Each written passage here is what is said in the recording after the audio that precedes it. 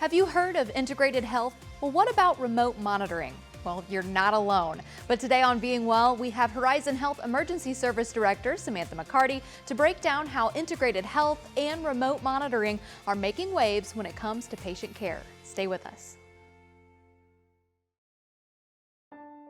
They're the ones who raise the bar. The ones dedicated to providing care in the most demanding of circumstances. The ones that understand the healing benefits of kindness and compassion. They're the people of Sarah Bush Lincoln, and they set the bar high. Sarah Bush Lincoln, trusted, compassionate care right here close to home. For over 50 years, Horizon Health has been keeping you and your family healthy. And although some things have changed, Horizon Health's commitment to meet the ever-changing needs of our community has remained the same. Horizon Health, 50 years strong. Carl is redefining healthcare around you, innovating new solutions and offering all levels of care when and where you need it. Investing in technology and research to optimize healthcare, Carl, with Health Alliance, is always at the forefront to help you thrive.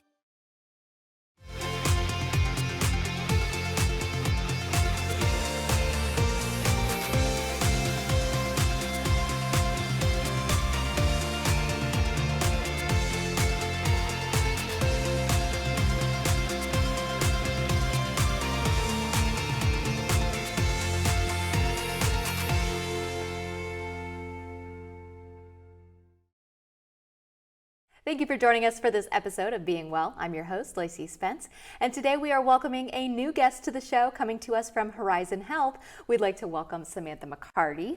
Hello, welcome to Being Well. Thank you, Lacey. I'm glad to be here today. Yes, it's wonderful to have you, and we love having new guests. If you could, please give us a little bit of background and what your title is at Horizon. Sure. Again, Samantha McCarty. I'm the Director of Emergency Services at Horizon Health. And I have all things related to emergencies. So not only the emergency room, the emergency physicians and nurses, the ambulance staff, EMS as they're typically referred to, but then I also have what is called mobile integrated health and remote patient monitoring that goes along with that. So it sounds like you're wearing a lot of hats. Yes. Do you have a favorite part of the gig? I think my favorite part is innovation. So I love to hear what people struggle with their health care specifically, and then how can I solve that? I'm a fixer and a people pleaser by my Enneagram. So I think that just goes along with my personality. I want people to be engaged in their own health care. And when there's a disparity or a social situation or something that they struggle with, I want to be able to develop a service that helps that. And that's where mobile integrated health was born. Yes, that definitely leads right into what we're talking about today, which is the mobile integrated healthcare and then also remote patient monitoring. So as we get started, let's go ahead and dive into what is mobile integrated healthcare. So mobile integrated healthcare is something that is found in much larger urban cities. It's been piloted, it's had multiple names, they've called it home paramedicine, different things, but it's essentially ambulance staff or paramedics who are additionally trained to go into a home setting, not via a 911 call, but rather a scheduled appointment, and help people navigate their own health care, especially those with chronic medical conditions such as diabetes, congestive heart failure, COPD, and where we found ourselves, COVID-19. So is that kind of the brainchild behind it? It started with the pandemic? It did. We were looking at developing this service and really couldn't get it off the ground. And then all of a sudden, everyone was told, stay in your homes. They became fearful to go out, so missing doctor appointments, missing medication refills. And we started to see a sicker population based off of that. So getting those first responders who were used to going into the homes and knew how to protect themselves and protect their patients, we were able to spin this service not only to make them well, but then also to help carry them through with some of their other chronic conditions. So, for example, if a patient was diagnosed with COVID-19, we originally would set them up with home visits from our mobile integrated health team on days 1, 3, and 5 post-diagnosis. And then if they needed it ongoing support after that, we would offer that support for them. Mm-hmm. So is this something that is popular in other areas, or is this new to being rural, or can you talk about that a little bit? It is pretty new to being rural. Okay. It is offered in other areas. Most larger urban areas don't offer the services the same way we do. Okay. Their payment models for their hospitals are a little bit different from the federal government, the same way rural hospitals' payments are a little bit different from the federal government. So regardless, this is usually a free service. But there's different motives behind why it's the free service. Some of it's to keep people out of the hospital so that they can free up the beds for the sicker patients. Some of it is to prevent readmission penalties from the government. For us, it's a combination of all of those. Yeah. But what is close to my heart is it's doing what is best for the patient and meeting the patient where they need to be. Like I said, some people were very fearful of going out of their homes, but they trusted a paramedic to come into their home. So we use that to bridge the healthcare service to them. If they were afraid to come in and get a lab draw, we could provide that service for them. If they were missing some of their medication refills, we could facilitate getting that done for them. Really just meeting the patient where they needed to be. Right, and definitely breaking down that barrier to care, because I know for a lot of folks, maybe utilizing a bit of a courier service or something, you know, someone who can run and go get errands for you. But like you said, if we were trying to really limit our exposure, having someone who can run to the pharmacy to grab my medicine, or being able to, you know, come help me check my blood pressure wasn't quite an option. So this program sounds like, you know, very innovative, very much filling that niche. It really was. There was some hurdles, you know, to buy in, not only to patients but to physicians as well. But I think the COVID-19 diagnosis really facilitated the ease of getting that bridge to that healthcare, as you speak about. When I talked about going in on days 1, 3, and 5, we wanted to monitor someone for decreasing oxygenation status.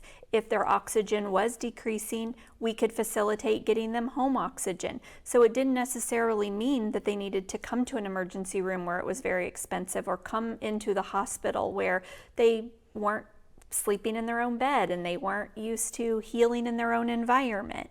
It was really a multifaceted approach to healthcare. Mm-hmm. And stop me if I'm incorrect, but I feel like I heard a lot of, during the pandemic, not necessarily hospitals being overwhelmed, but having maybe a higher volume, or the emergency room just being kind of full to the brim of folks who really didn't know what to do. So then just adding yourself to the mix would be very stressful. And that is exactly, Lacey, you hit the nail on the head, how this was born.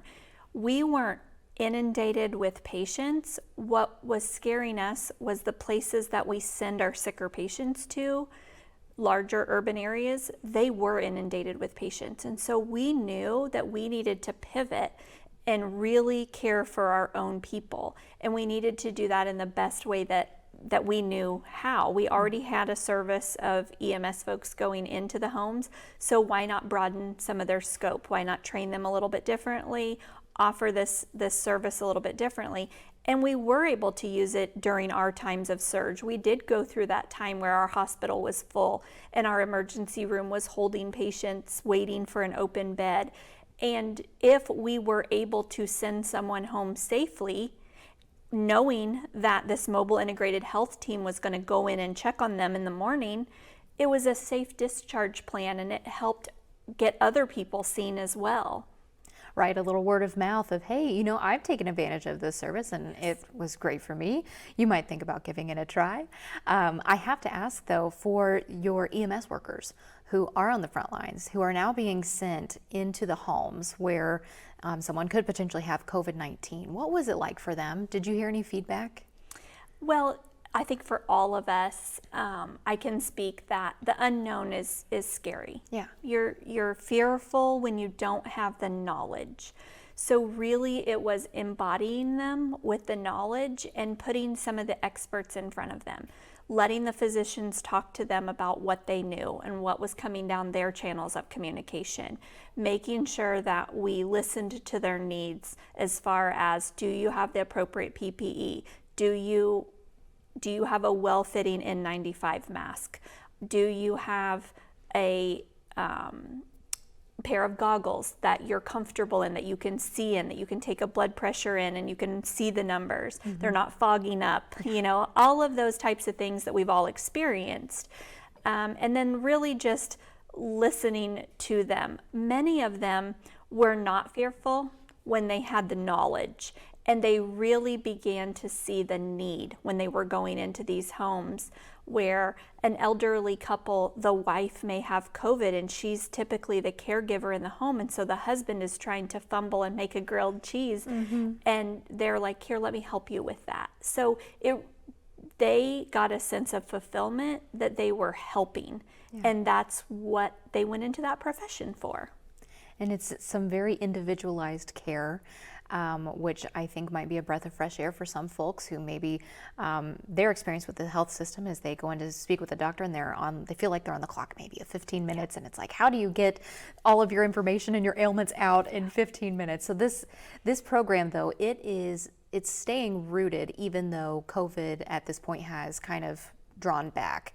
So you mentioned some of the conditions that folks were getting help with. Can you kind of walk us through some of those and what a typical session of care might look like? Exactly. So I told you previously that we were trying to get this off the ground, but we didn't quite have the buy-in. And when COVID happened, we got the buy-in. So then it was really easy to shift and say, see, remember when we told you that we could monitor your diabetic patients for you? We told you we could monitor your congestive heart patients for you to make sure that they don't have a 1 or 2 pound weight gain and they're not getting in trouble. We told you we could monitor those COPD patients or chronic obstructive pulmonary disease patients. We could watch their oxygenation levels to make sure they weren't developing a pneumonia.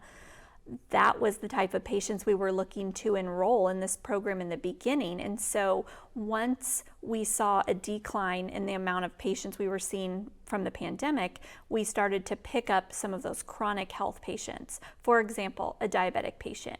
We were able to go in to their home, do some teaching, do some education, say, hey, open up your cabinets. Show me what you would normally fix for lunch.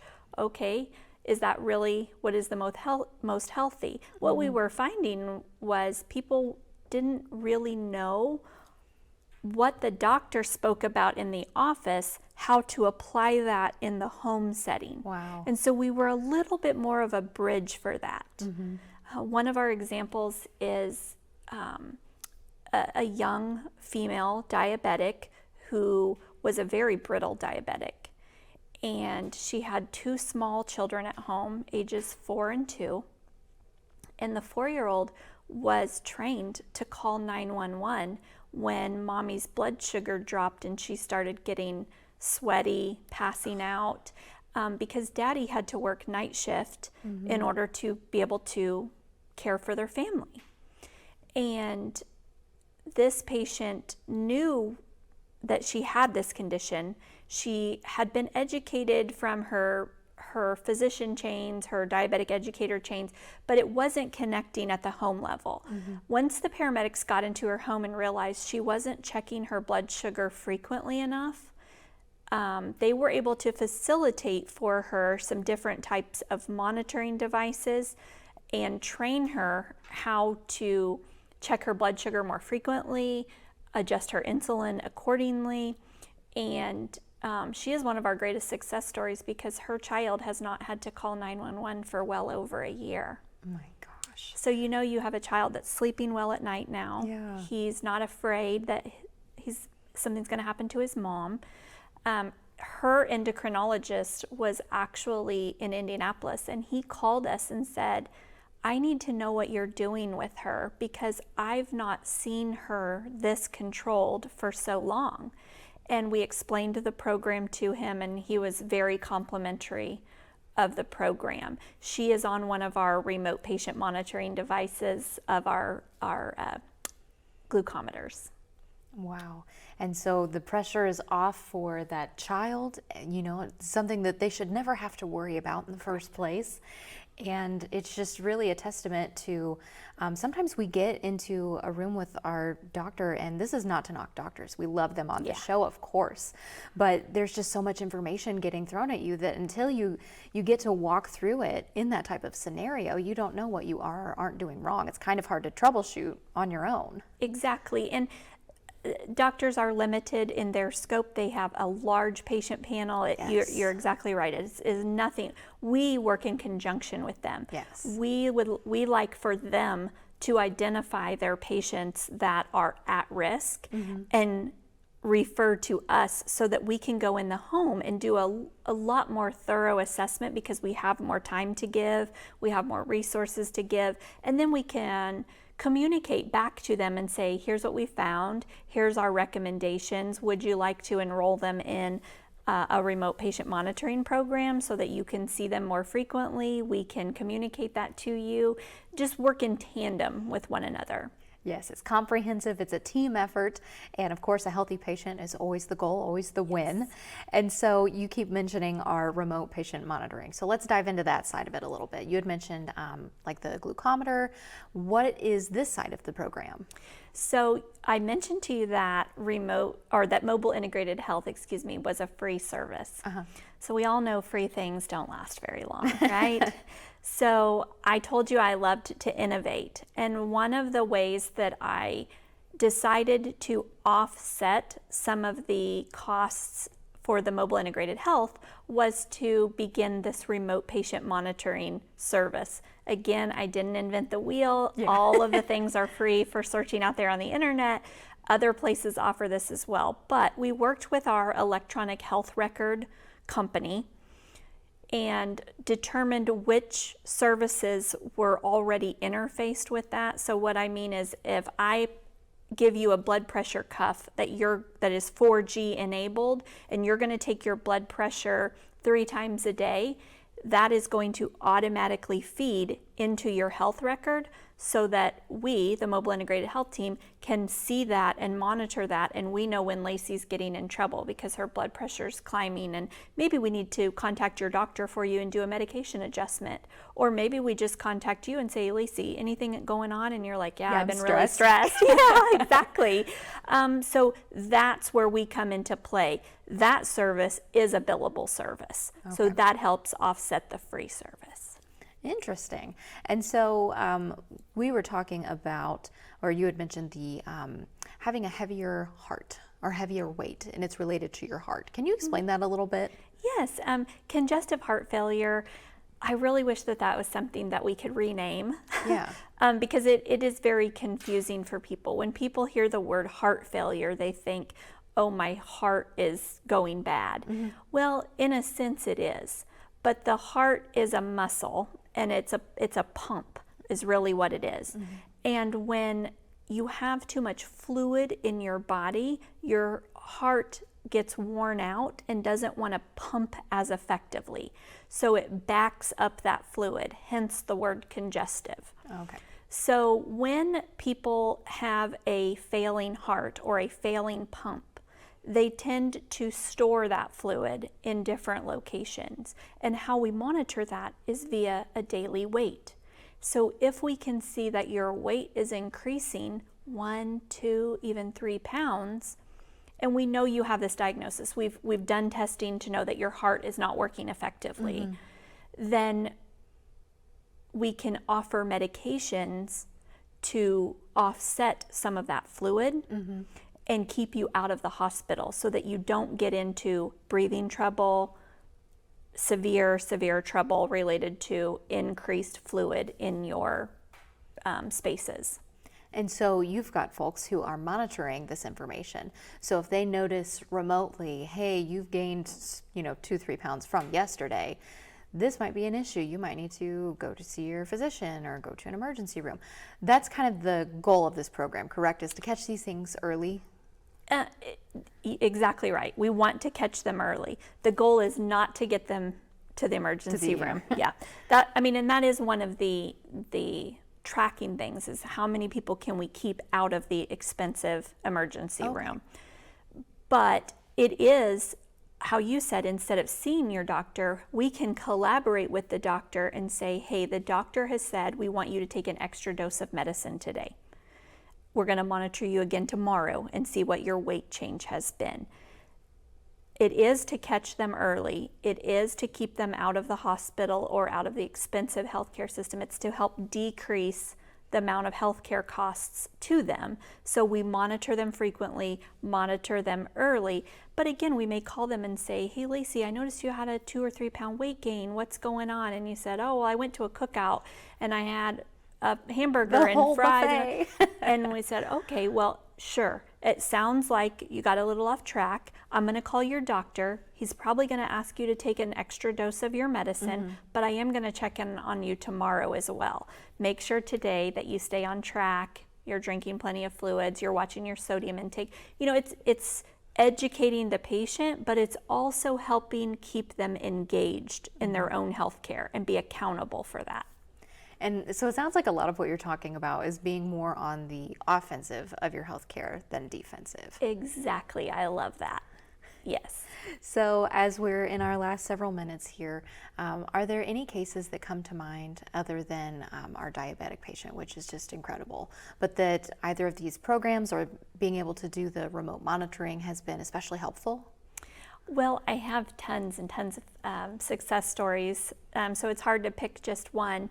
But I can talk through a couple. We talked about COVID in the beginning, and while we were remotely monitoring their oxygen level to make sure that they were not getting into trouble with COVID, the bonds that were formed between the healthcare worker and the people who felt really isolated in their homes was some of my greatest success stories, because we were that lifeline to people. I mean, when people were put into quarantine, they were essentially banned from doing anything. So they looked forward to those healthcare workers coming into their home because that was their point of contact for the day. So I have healthcare workers who made stops at the grocery store to get them juice and fix their grilled cheese in their house.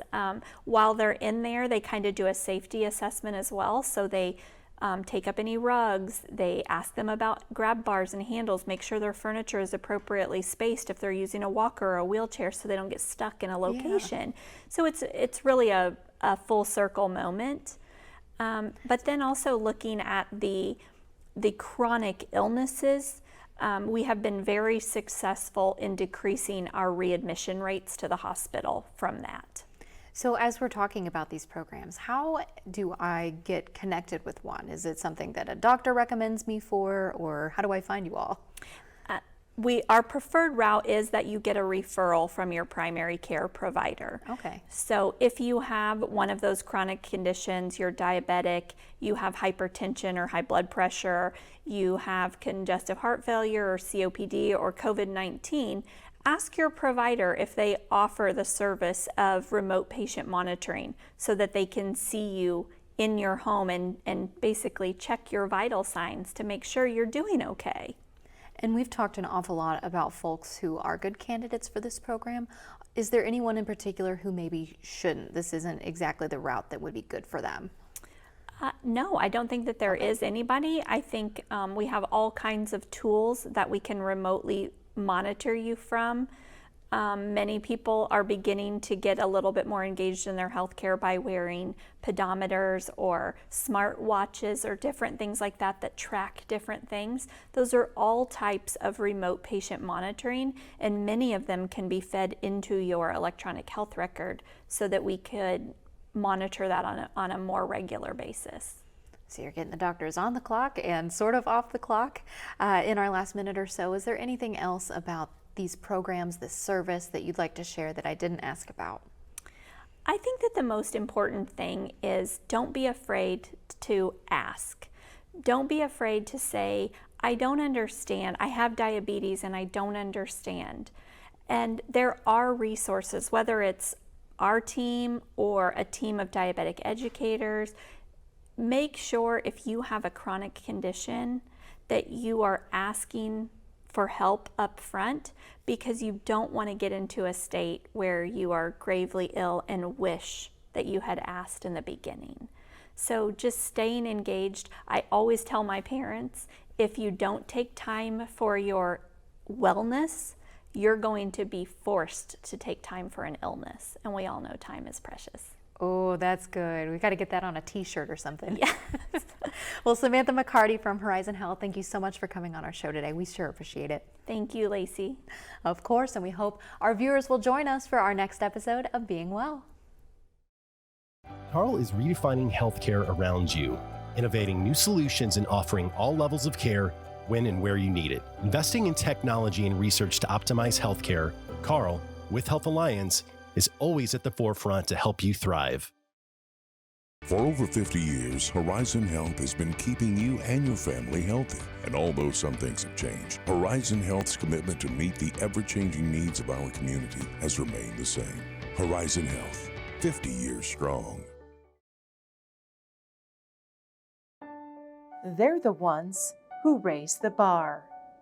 The ones dedicated to providing care in the most demanding of circumstances. The ones that understand the healing benefits of kindness and compassion. They're the people of Sarah Bush Lincoln, and they set the bar high. Sarah Bush Lincoln, trusted, compassionate care right here close to home.